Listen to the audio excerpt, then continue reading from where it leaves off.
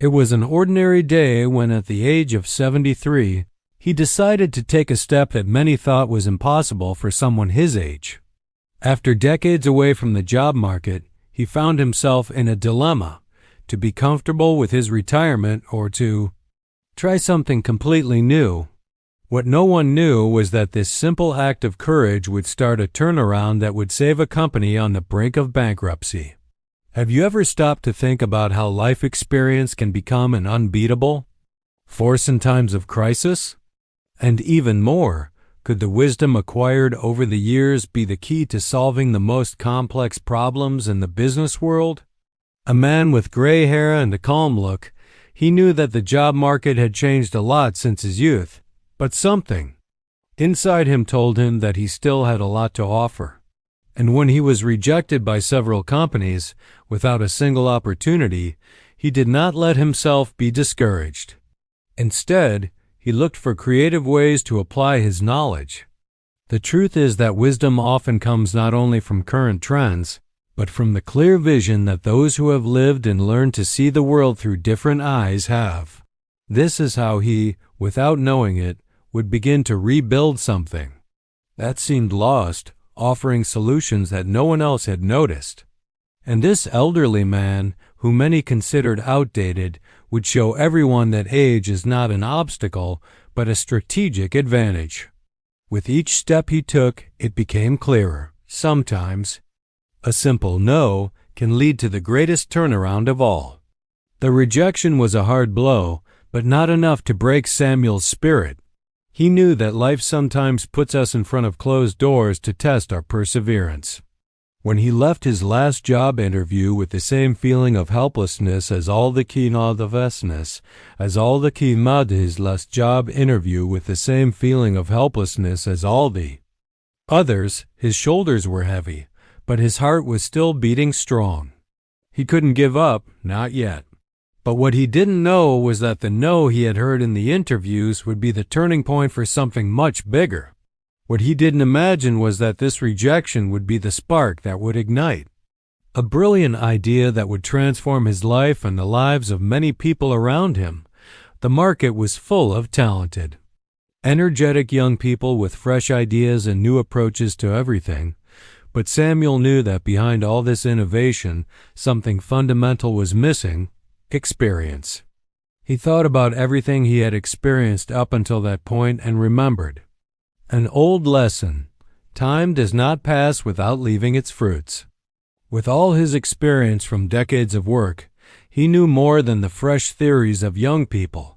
He knew how to deal with the unexpected, with the ups and downs, with crises, and how to use these experiences to his advantage. It was in this reflection that Samuel decided to change the course of his journey. Instead of seeking more unsuccessful interviews, he returned to his old area of expertise: management. But not in the conventional way. He didn't just want a job or a position. He wanted to solve a problem, something that was bigger than himself.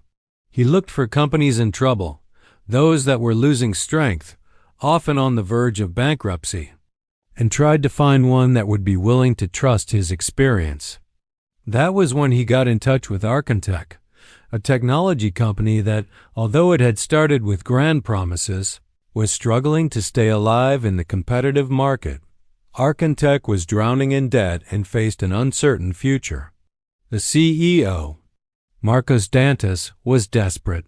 He had already tried several methods to turn the situation around and had invested in new technologies, but nothing seemed to work. The company was in the red and bankruptcy seemed to be the only possible path. When Samuel called Marcos, there was little hope. However, something in Samuel's tone of voice caught Marcos' attention.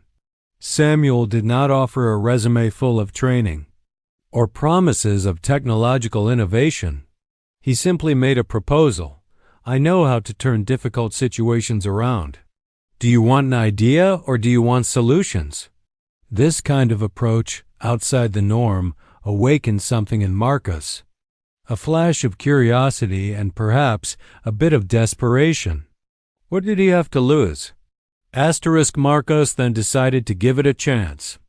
Samuel went to ArconTech's headquarters and upon entering, saw a desolate scene.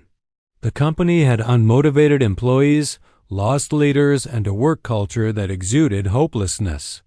Samuel felt one thing immediately. There was no shortage of innovative ideas there, but there was a lack of solid strategic planning that would unite all the company's departments. He realized that the problem was not the lack of resources or the technology itself, but the lack of vision and leadership. The first thing Samuel did was observe. For an entire week, he placed himself in the position of a spectator without intervening directly. He observed the processes, the meetings, the relationships between the departments, and, most importantly, the attitudes of the leaders. He noticed that, in the midst of the crisis, many were focused on trying to keep the company afloat without really analyzing what was bringing it down. The focus was only on the short term, cutting costs, reducing salaries, and trying to get more customers. But none of this would solve the cause of the problem. After that week, Samuel called a meeting with ArconTech's top leaders.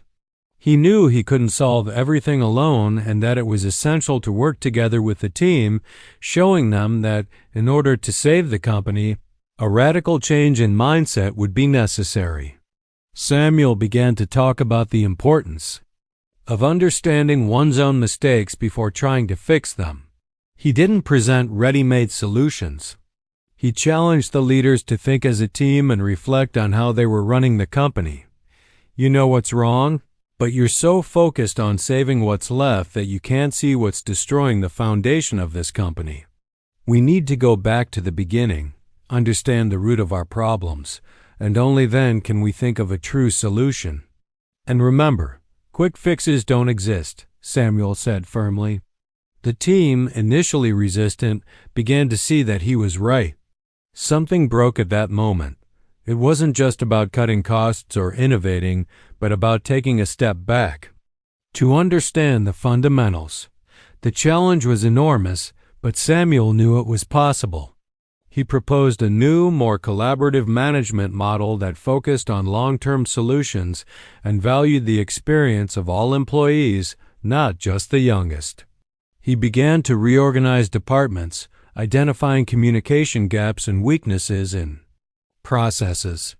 Most importantly, he encouraged employees to share ideas, share their perspectives, and suggest improvements. Little by little, ArconTech began to transform. Employee morale improved. They began to believe they could make a difference. Most importantly, Samuel showed that the true power of experience lies in the ability to see what others cannot. Lessons from the past can be the key to solving today's problems. That's what Samuel did. And when he looked back at the company, months later, he knew he had found something bigger than a simple yes or no in job interviews. He had discovered a new purpose. ArconTech had not only recovered, it was thriving again. And it all started with a simple gesture from a man determined not to let his age get in the way of his great achievements. Over time, ArconTech began to show signs of life. The results were not immediate, but the transformation was palpable. Samuel knew that restoring the trust and spirit of a team did not happen overnight. It was a gradual process, and he still faced internal resistance, both from employees and from the leadership itself. But when he looked at the situation, he was more convinced than ever that the key to success lay in the balance between the old and the new. And so he began to introduce deeper changes. As the company began to stabilize financially, Samuel made a risky bet that could save ArconTech from bankruptcy once and for all. He proposed a radical restructuring of the company's core product, a business management software that, before the crisis, had been innovative but was already losing market share. Samuel's proposal was not a simple product update, but a total reinvention. He suggested that the company not only revamp the software, but create an entirely new platform that addressed New needs that he believed were not being met in the market. Samuel was directly involved in the development of the new product, collaborating with engineers, designers, and developers. He wasn't concerned with being the hero of the company, but he wanted everyone to feel part of the renewal process. What he wanted most was for the team to feel like they were not just solving an immediate problem, but building something. That represented a new beginning.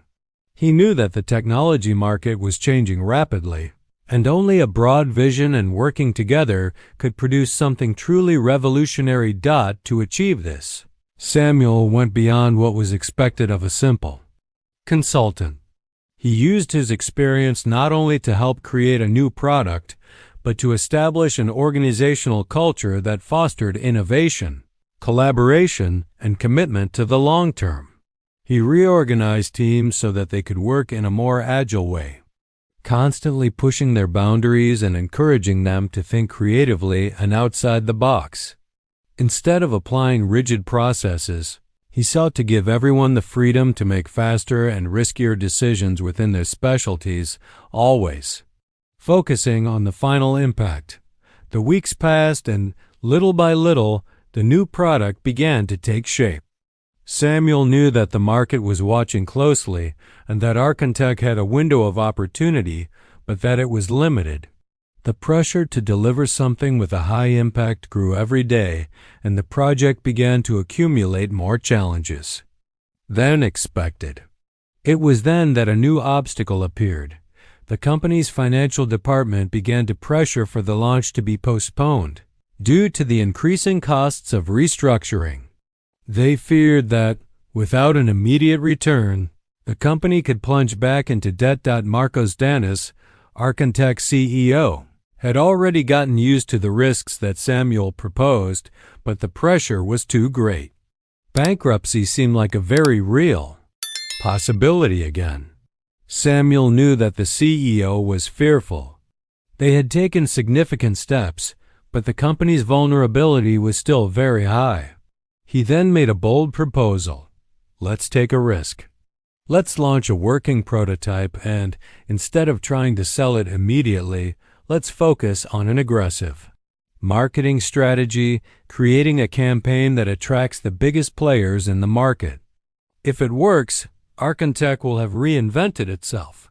If it doesn't, we can try again. But if we wait one more second, we'll be lost. Marcos, although unsure, decided to trust Samuel.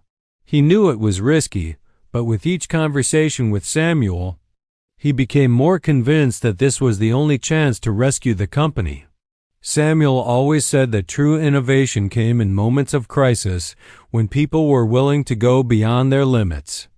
And at that moment, he believed that ArconTech was on the verge of creating something that could completely change its destiny. The launch of the prototype was a turning point. They managed, impressively, to attract the attention of large companies that were looking for exactly the kind of innovation that ArconTech offered. The campaign was an unexpected success. The product, which had previously seemed like a risky bet, became the flagship of a revolution in the way companies managed their processes. And within a few months, ArconTech not only avoided bankruptcy, but became one of the market leaders in the technology sector. But Samuel knew that, despite the success, the real achievement was not in the profit the company would generate, but in the fact that he had demonstrated to everyone at ArconTech that, often, the greatest value of a human being lies not only in what he can do alone, but in the ability to help others come together for a greater good. He had proven that experience and wisdom could be combined with the new, creating something far more valuable than any single innovation. And, looking at the faces of his employees, who were now working with passion and conviction, Samuel knew that his decision to return to the workforce and face rejection had been more than an attempt to prove something to himself. He had actually helped create something new and lasting. Rather than being dismissed because of his age, he had shown that with the right vision and a willingness to work as part of a team, anyone can change the course of a company, or even a life. Asterisk, as ArconTech established itself in the market, Samuel felt that his mission was far from over. He had managed to save the company from bankruptcy, but the work was not just about creating a new product or generating quick profits. He knew that for ArconTech to be truly sustainable in the long term, it would require more than just technical innovation or a good product. It would need to ensure that the company's culture was transformed in a lasting way. What many did not realize was that the real revolution within ArconTech was not just in the software renewal, but in the way leaders and employees began to see the company. Samuel had always believed that a company was not just a place to work, but a community. And a healthy community can only thrive if everyone feels that they are part of something bigger, that everyone has a role, and most importantly, that they are valued for their experiences and perspectives. He knew that the biggest challenge was yet to come, consolidating this new organizational culture. During the first few months after the prototype's success, Samuel began to engage more deeply with the teams, participating in feedback meetings, closely monitoring the onboarding and training processes, and promoting informal conversations with employees regardless of their position. He wanted to know firsthand what each person thought about the company and how the transition was affecting their day-to-day lives. There was no longer room for a rigid hierarchical environment where only leaders made decisions. He wanted everyone to feel that their voices carried weight. ArconTech needed more than new management strategies. It needed a new spirit of collaboration and trust that was genuine. Samuel knew that, to achieve this, it would be necessary to challenge some of the old habits that the company had cultivated for years. So he began to bring the teams together more informally, holding brainstorming sessions that involved not only executives or senior management, but everyone from developers to interns. These meetings became a meeting place where ideas could be shared without fear of criticism. "You don't need permission to innovate," Samuel would always say. "Innovation is a right for everyone who works here. When each of you feels like you're building something bigger than a line of code or a report, that's how we create real solutions." Soon, the culture at ArconTech began to change. It was no longer about following a rigid process manual, but about having a space where everyone was encouraged to think differently. The fear of failure that had paralyzed so many teams before was gradually replaced by the confidence that failure was just part of the innovation process. The company also began to embrace new, more flexible working methods. Samuel introduced the idea of autonomous teams, where groups of employees could organize themselves, experiment, and develop their own solutions. He believed that by giving teams more freedom, they would be more accountable for their own decisions and would feel more motivated and committed to the company's success. Trust in their talents was a crucial factor in ensuring that the change would last. Meanwhile, the company's financial results continued to improve. ArconTech not only recovered, but became a reference in the sector, both for innovation and for its organizational culture. Samuel, who had previously been seen as an old man trying to fit into a modern world, was now considered the mentor who had brought the perfect combination of experience and innovation. He knew that this recognition was the result of collective work, but also of a careful look at what really mattered. It was during one of the meetings he had with Marcos Danis, the CEO, that Samuel realized the true dimension of his contribution. Marcos, who was initially skeptical about Samuel's leadership, now looked at him with immense gratitude. ArconTech was at its best, but it was not the financial success that impressed Marcos the most. It was the internal transformation of the company. "You not only saved the company from a financial collapse, Samuel," Marcos said, "you transformed it into a place where everyone wants to be. A place where innovation is not just a goal, but a daily reality." Samuel smiled, but his answer was modest. "I just showed them what they already knew, Marcos." Everyone here has something incredible inside them. They just needed someone to help them find their way. This humility was what most impressed everyone around Samuel. He was not there to become the protagonist of the story, but to ensure that ArconTech would be an example of how experience and wisdom could work together with the energy and innovation of youth. And that was the true greatness of his work. As he watched the new employees and younger teams, Samuel felt fulfilled not by external approval, but by the feeling that he had done something that would change everyone's lives for the better.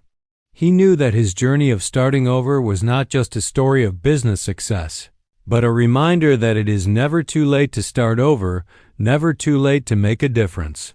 What he had shown was that, regardless of age, the key to saving a company or even our own lives was finding the right balance between what we know and what we can still learn. With ArconTech now on a solid and sustainable path, Samuel gradually stepped away from executive roles, but he left behind something much more important, a life lesson that would continue to be passed down from generation to generation within the company. He knew that the greatest legacy he could leave behind was to have inspired everyone around him to believe that when you combine experience, passion, and collaboration, there is no limit to what can be achieved. Over time, ArconTech not only established itself as a leader in the technology sector, but also became an example of resilience, innovation, and above all, the importance of valuing experience. Samuel, even after stepping away from executive roles at the company, continued to be a reference figure. He no longer needed to be directly involved in day-to-day operations to know that the legacy he had left was deeply rooted in the company's culture. The change he had initiated was not limited to just a cycle of product or process renewal. It touched every aspect of ArconTech. As younger generations took the lead, taking the company to new horizons, Samuel learned that the real change was not just in management systems or software development. The biggest impact was the internal transformation of the people who worked there. He was touched to realize that the team no longer saw challenges as insurmountable obstacles, but as opportunities for growth and learning. The fear of failure that once paralyzed everyone was replaced by the courage to try, make mistakes, and correct them. Samuel knew that this was the key to long-term success. He reflected on the impact that his personal journey had on this process. It had started with a simple desire to return to the job market, an attempt to find a new purpose after retirement. He never imagined that his decision would have the power to save a company in trouble.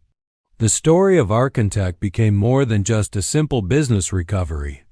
It was now a story of overcoming obstacles, an example of how anyone, at any stage of life, could reinvent themselves and contribute significantly not only to their own life, but to the collective future. What Samuel proved to everyone was that, despite the rapid changes in the modern world, experience was not outdated. He understood better than anyone the importance of adapting and learning from younger people. However, he also knew that it was possible to teach and share something essential: the ability to remain calm in the face of storms and to make wise decisions when the pressure is unbearable. He always said, "It's not about being the fastest or the most innovative, but about knowing when it's time to stop and think." Marcos Danas, the CEO of ArconTech, who had previously been skeptical about Samuel's ability to integrate into such an innovation-focused environment, had become his greatest admirer. He now understood that Samuel had been instrumental not only in the company's recovery, but in establishing a solid foundation for its future growth. During one of their last conversations, Marcos told him, "Without you, Samuel, ArconTech would never have come this far. You brought something that many of us didn't know we needed: the patience to listen, the courage to question, and the wisdom to lead without imposing yourself." Samuel, as always, smiled humbly. He knew that his work there had already fulfilled its purpose.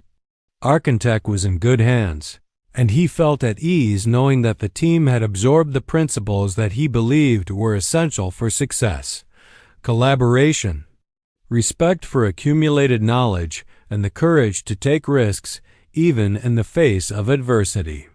The company now had a mindset that combined the innovation of new generations with the solidity of lessons learned over time. But the greatest gift Samuel received was not the company's success, the partnerships he had closed, or the profit figures. The real gift was the recognition that he had done something more important. He had given the people at ArconTech the right to feel like they were the protagonists of their own story. He had shown them that experience, when applied well, could open doors to a bright future. And he believed that this lesson was more valuable than any technological product that ArconTech could create. Samuel then decided it was time to dedicate himself to a new project, to share his experience with other professionals who, like him, were looking for a new chance in their lives. He began working with mentors and teaching young entrepreneurs about the values that he believed were the basis for success: patience, long-term vision, and the importance of integrating different perspectives into the creative process. His new challenge was to show that it is never too late to take the next step, to start over, and to change the trajectory of a life. He knew that many people, upon reaching old age, felt discarded, as if they no longer had anything to offer. But Samuel proved every day that the true strength of a human being lies not in their youth, but in their ability to constantly learn and adapt. And so, as ArconTech continued to thrive, Samuel became an example of leadership in his new mission. He demonstrated that, even when it seems that the world is changing faster than we can keep up, experience remains one of the greatest sources of wisdom we have. What he did for ArconTech was not only to save a company from bankruptcy, but to show the world that, when you combine experience with innovation, you can transform any challenge into an opportunity for growth. His story was not just about business. It was about life, the relentless search for new horizons, and the strength that everyone has to start over, regardless of age. Samuel had set an example that it is never too late to believe in yourself again. And more importantly, that true innovation does not come from those who have more time, but from those who know how to use the time they have in the best possible way. Just as Samuel transformed his life in ArconTech with a new vision, you can also reinvent yourself at any time. If you were inspired by this story, subscribe to the channel so you don't miss any more motivating stories and tips that can help you transform your journey too. Let's go together on this journey of learning and growth.